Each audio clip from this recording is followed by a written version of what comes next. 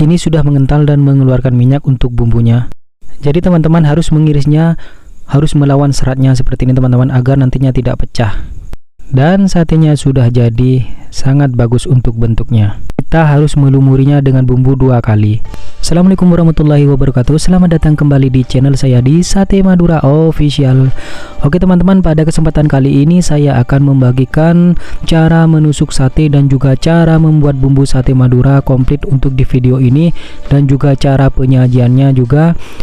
Intinya di video ini sangat lengkap tutorialnya untuk teman-teman semuanya, dari cara membuat bumbunya, cara mengirisnya, dan juga cara menusuknya sampai cara penyajian untuk satenya. Jangan di skip-skip untuk videonya agar teman-teman bisa memahami dalam isi video ini, agar nantinya bisa dipraktekkan di rumah dan juga bisa untuk jualan. Dan kali ini saya sedang berada di Madura. Kebetulan hari ini saya ada acara selamatan untuk hidangannya menggunakan sate, dan hari ini saya akan berbagi tips untuk teman-teman semuanya. Oke, tanpa banyak basa-basi lagi, kita langsung saja ke tahap selanjutnya. Let's go. Oke, di hadapan saya ini sudah ada beberapa bahan untuk bumbu sate Maduranya. Di antaranya ada bawang merah dan juga bawang putih dan juga kemiri, dan beberapa lembar daun jeruk dan juga cabai merah. Dan untuk takaran kali ini saya menggunakan 2 kilo kacang, dan untuk takaran bawang merah dan juga kemiri dan juga bawang putihnya menggunakan 1/4 semuanya atau 1/4 untuk tiga-tiganya. Dan untuk cabai merahnya opsional, bisa menggunakan 5 buah ataupun 6. Oke, lanjut saya akan memanaskan untuk minyaknya, dan kita akan menggoreng kacangnya. Jangan lupa untuk minyaknya harus panas dulu sebelum kacangnya dituangkan. Nah, seperti ini teman-teman, untuk kacangnya saya akan tuangkan ke minyak yang sudah panas. Ini menggunakan 2 kilo kacang ya teman-teman.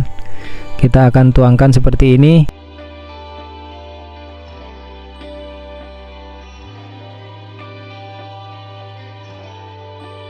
Lalu kita aduk-aduk seperti ini. Dan untuk teman-teman yang belum paham cara menggoreng kacang, di sini saya akan sedikit kasih tips untuk teman-teman semuanya, cara mengetahui kacang yang sudah matang. Intinya kalau kita menggoreng kacang dan kita menggunakan kacang yang putih seperti ini, dan dia nantinya akan berubah kecoklatan, artinya kacangnya sudah mulai matang. Pertama kali ketika kita memasukkan kacang ke dalam wajannya, ketika kita akan mengaduknya, maka akan terasa berat. Kalau dia nanti sudah mulai matang atau benar-benar matang, untuk cara mengaduknya seperti ini akan enteng teman-teman. Untuk mengaduknya seperti ini akan enteng, dia kacangnya menjadi lebih enteng dan warnanya berubah kecoklatan seperti ini teman-teman. Dia sudah mulai berubah kecoklatan, artinya dia sudah mulai matang. Dan kalau diaduk-aduk seperti ini, itu agak enteng dan tidak berat seperti pertama kali kita menuangkannya. Oke, sebelum itu kita siapkan ya teman-teman untuk cabai merah dan juga bawang putihnya. Jadi untuk bawang putihnya tidak digoreng. Nah, seperti ini teman-teman, ini sudah mulai matang. Ini adalah bawang putihnya, kita siapkan seperti ini, dan kita akan timpa dengan kacang yang masih panas. Jadi untuk bawang putihnya tidak digoreng teman-teman. Ini kacang yang masih panas kita akan timpakan ke bawang putih yang masih mentah seperti ini. Jangan lupa untuk cabai merahnya juga harus ditimpakan seperti ini, jadi sama, harus berbarengan dengan bawang putihnya. Ini sudah ada. Untuk cabai merahnya kita akan timpakan sampai dia benar-benar tertutup sempurna dan nantinya akan layu tanpa digoreng. Oke, selanjutnya kita siapkan untuk kemirinya yang sudah kita siapkan di awal tadi. Goreng terlebih dahulu sebelum diikut sertakan untuk bawang merahnya. Jadi harus duluan kemirinya agar kemirinya benar-benar matang. Jeda sampai 2 menit baru kita akan tuangkan untuk bawang merahnya. Jadi tidak berbarengan ya teman-teman, karena untuk kemiri biasanya itu lama untuk matangnya. Kalau dibarengin dengan cabai bawang merahnya, nanti untuk bawang merahnya akan menjadi gosong. Nah, seperti ini sudah saya jeda untuk sampai 3 menit, dan saya langsung untuk gabungkan dengan bawang merahnya seperti ini teman-teman. Goreng sampai dia benar-benar matang. Nah, seperti ini teman-teman. Dia sudah mulai matang dan warnanya sudah mulai berubah. Dan nanti ini akan kita gabungkan ke kacang yang sudah digoreng tadi. Lanjut, saya akan menggiling kacangnya nanti ketika kacangnya sudah mulai dingin. Kalau teman-teman ingin cepat bisa kipasin saja. Oke, di sini saya sudah menggiling kacangnya teman-teman. Jadi seperti ini saya sudah menggiling kacangnya. Untuk bentuk gilingannya seperti ini teman-teman. Jadi saya tidak menggunakan blender. Kalau teman-teman tidak menggunakan atau tidak punya gilingan kacang seperti ini, bisa menggunakan blender juga bisa. Lanjut, kita siapkan untuk airnya. Untuk 2 kilo kacang biasanya saya menggunakan 3-4 liter air, dan wadahnya di sini saya menggunakan wajan saja teman-teman. Siapkan air seperti ini dan kita akan hidupkan untuk kompornya sampai dia benar-benar mendidih. Lanjut, kita siapkan untuk bahan-bahan selanjutnya seperti garam dan juga micin dan roiko dan juga gula merah, gula putih dan juga ladaku. Kali ini menggunakan 2 kilo. Untuk ladakunya menggunakan 2 saset, dan untuk roikonya yang rasa sapi menggunakan 4 saset untuk 2 kilo kacang, dan juga beberapa lembar daun jeruk. Nantinya kita akan tuangkan ke bumbunya. Oke, ini sudah mulai mendidih. Kita akan tuangkan untuk gula merahnya. Untuk takaran gula merahnya di sini setengah ya teman-teman, untuk 2 kilo, dan menggunakan centong seperti ini. Untuk gula pasirnya menggunakan 2 centong seperti ini teman-teman. Ini 1, kita tuangkan lagi untuk gula pasirnya 2. Lanjut, kita akan menuangkan untuk ladakunya menggunakan 2 saset seperti ini.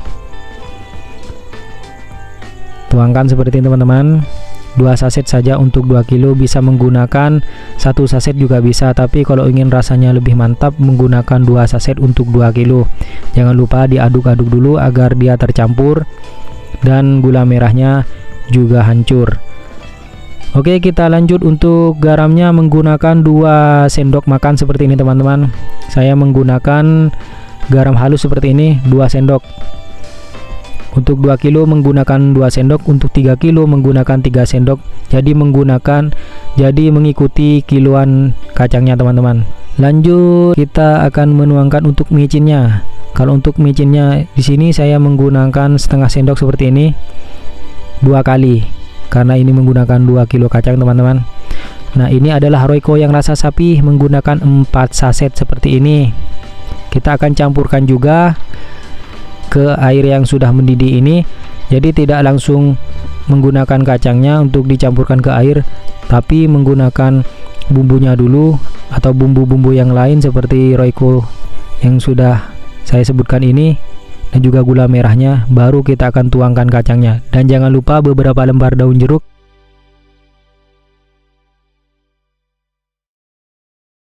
Kita tuangkan seperti ini atau campurkan seperti ini. Jangan lupa diaduk-aduk seperti ini agar teman-teman agar tercampur sempurna.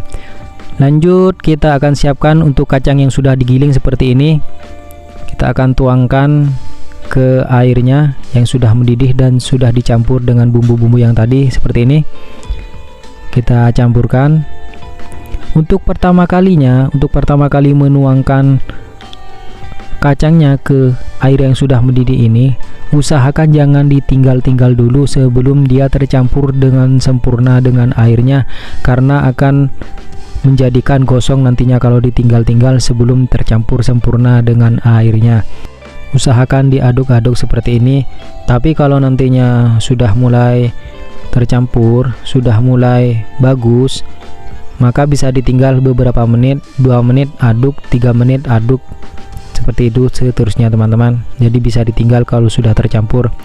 Nah, nantinya akan mengental seperti ini. Kalau sudah mengental seperti ini, bisa kalian tambahkan air kalau dia belum mengeluarkan minyak.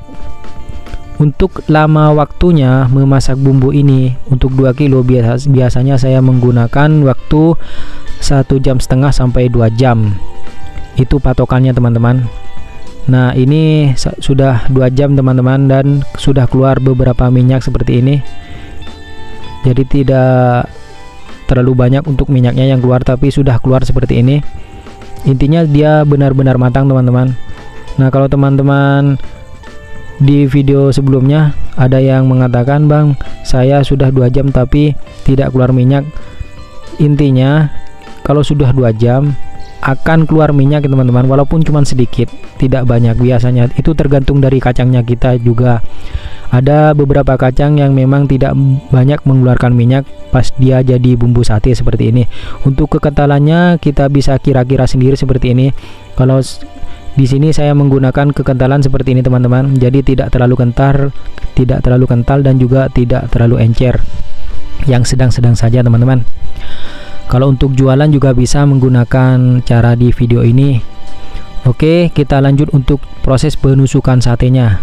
Nah, ini sate yang sudah ditusukin dan sudah siap untuk dibakar. Tapi sebelum itu saya akan kasih tahu untuk tipsnya, cara mengirisnya, cara mengiris daging ayam untuk dijadikan sate untuk teman-teman yang masih pemula.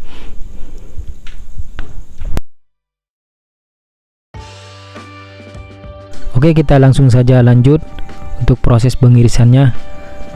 Kalian siapkan untuk ayam seperti ini. Ini adalah dada ayam ya teman-teman. Jadi saya membelinya tidak menggunakan tulang, di fillet seperti itu teman-teman. Jadi sudah di fillet seperti ini, tidak menggunakan sama tulangnya. Untuk harganya memang lumayan mahal daripada ayam yang masih ada tulangnya. Ini teman-teman, ini untuk ujung satenya, dan daging yang besar ini untuk ujung satenya, dan kulitnya untuk tengahan, dan ini untuk daging dalam atau daging yang paling kecil, ini untuk bawahan satenya. Oke, pertama-tama teman-teman harus mengiris untuk bawahan satenya dulu. Untuk daging bagian dalam ini kita iris seperti ini teman-teman, sampai dia tidak ada daging yang tersisa di pinggir-pinggirnya. Ini kita pisahkan daging-daging yang masih ada di pinggir-pinggirnya seperti ini teman-teman. Usahakan untuk pisaunya setajam mungkin agar teman-teman untuk proses pengirisannya lebih gampang dan tidak hancur untuk ayamnya. Ini teman-teman, kita iris seperti ini dari bawah, kita jadikan 2 seperti ini. Ini adalah untuk bawahan satenya teman-teman. Lalu kita iris. Jangan lupa untuk pisaunya dimiringkan. Untuk besar kecilnya bisa kalian kira-kira sendiri. Ini untuk bawahan satenya. Nah, ini untuk bawahannya.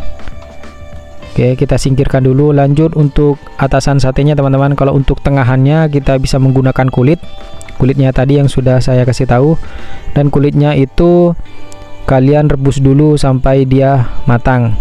Nantinya untuk proses penusukannya akan jadi lebih gampang. Oke, kita iris seperti ini sampai menjadi lebaran seperti ini.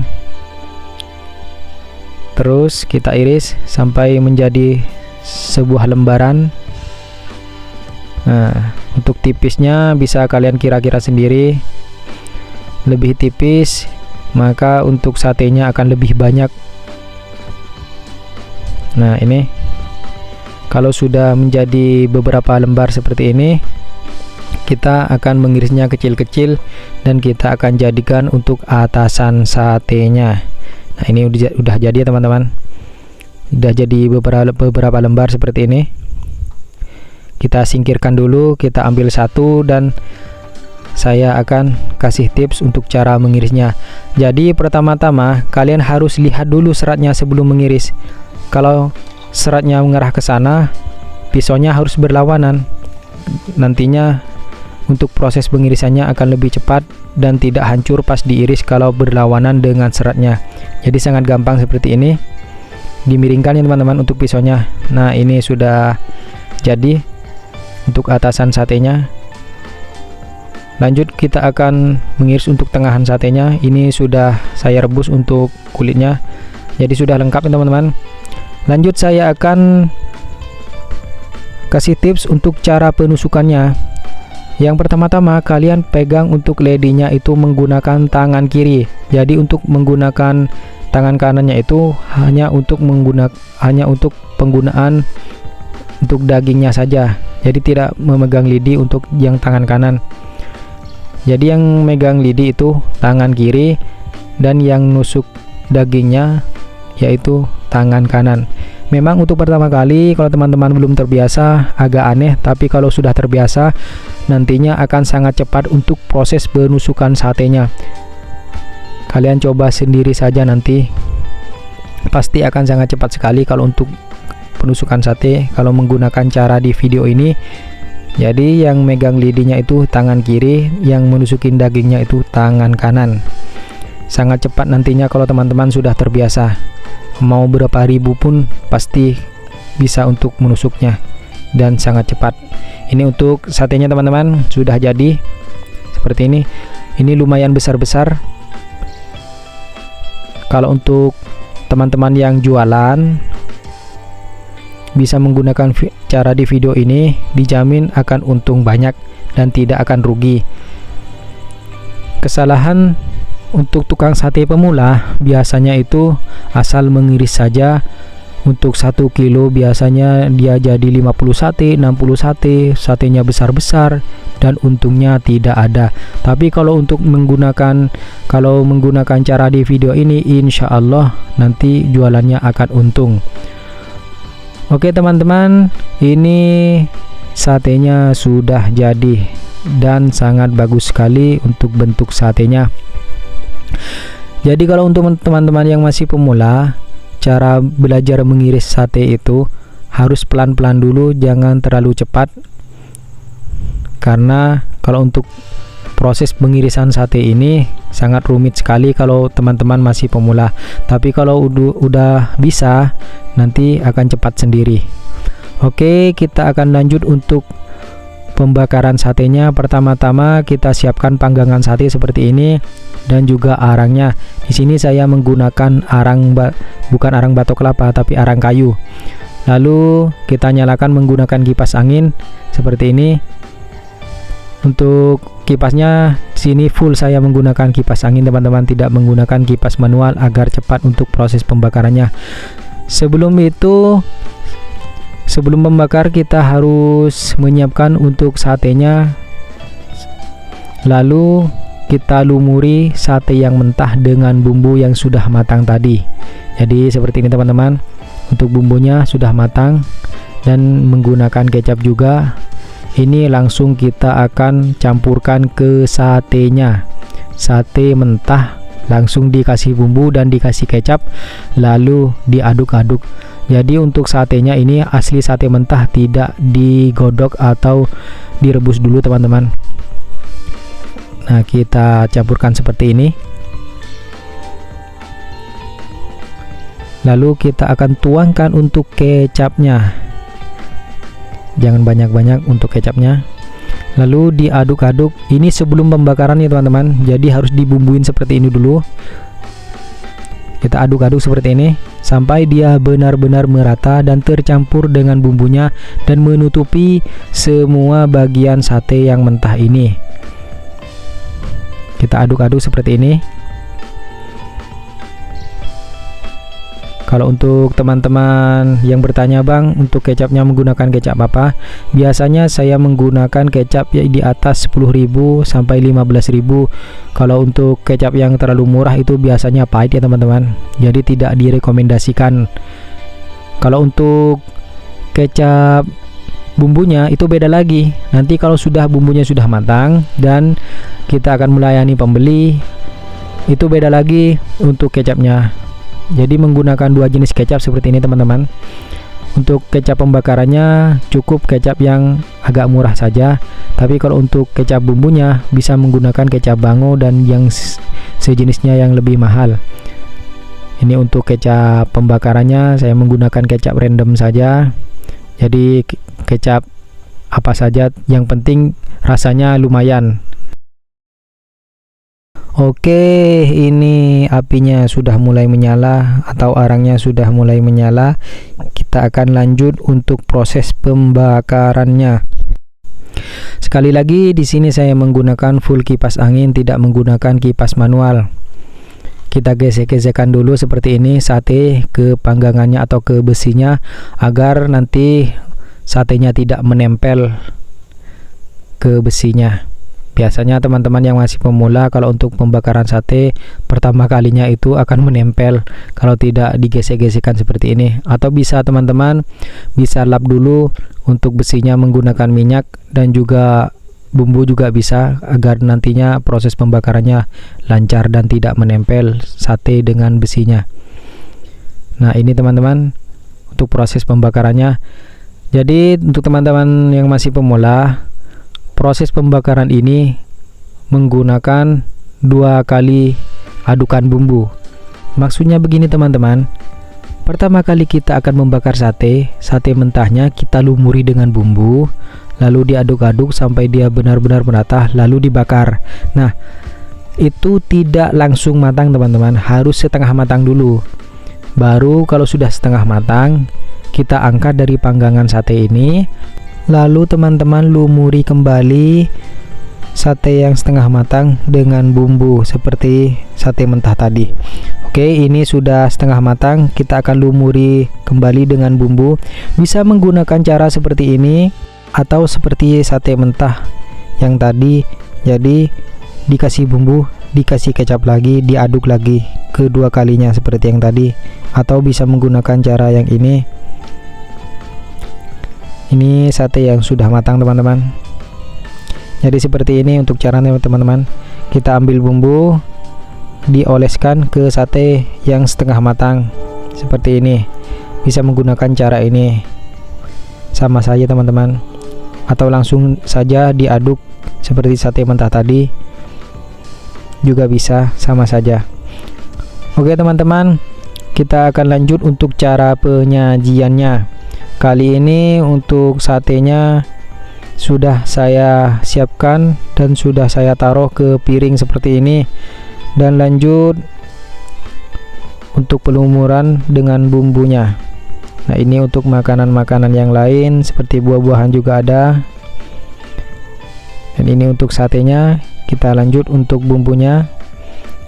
Campur dulu untuk bumbunya dengan kecap. Di sini saya menggunakan kecap bango, dan jangan lupa untuk bawang merahnya, bawang merah mentah teman-teman, dan juga cabenya. Kalau untuk cabenya di sini saya menggunakan cabai mentah, jadi tidak di blender dulu, langsung diiris.